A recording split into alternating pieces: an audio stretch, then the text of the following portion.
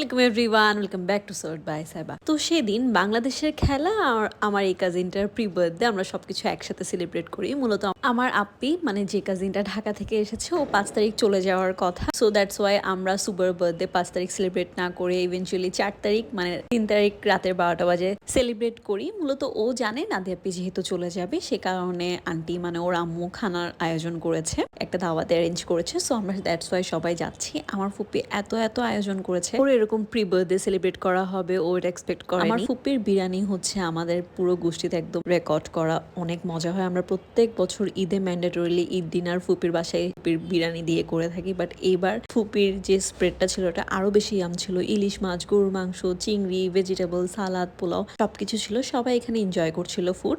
একটার পর একটা ব্যাচ বসছিল, যেহেতু আমরা মানুষ অনেক বেশি। আমার 6টা ফুপ্পি আর এই ফুপ্পিটা হচ্ছে একদম সবার শেষ, মানে একদম ছোট ফুপ্পি। আমার ছোট্ট ফুপ্পি আর ছোট চাচু হচ্ছে আমাদের বাচ্চাদের সবার একদম বন্ধু বান্ধবীর মতো। আমার সেজো ফুপ্পি হচ্ছে বাইরে থাকায় সেজো ফুপ্পিকে আমরা খুব মিস করছি। গত ভিডিওতে আমি সবার কথা বলেছি, একমাত্র আমার সেজো ফুপ্পির কথা বলিনি। আমার সেজো ফুপ্পি তো আমার উপর খুব রাগ। সবার কথা বলেছি, সবাইকে মিস করছি, কেন সেজো ফুপ্পির কথা বলিনি। So here it goes. Aunty আপনাকে অনেক বেশি মিস করছি, আপনাকে ছাড়া এই হয়ে উল্লোড়টা একদম ইনকমপ্লিট।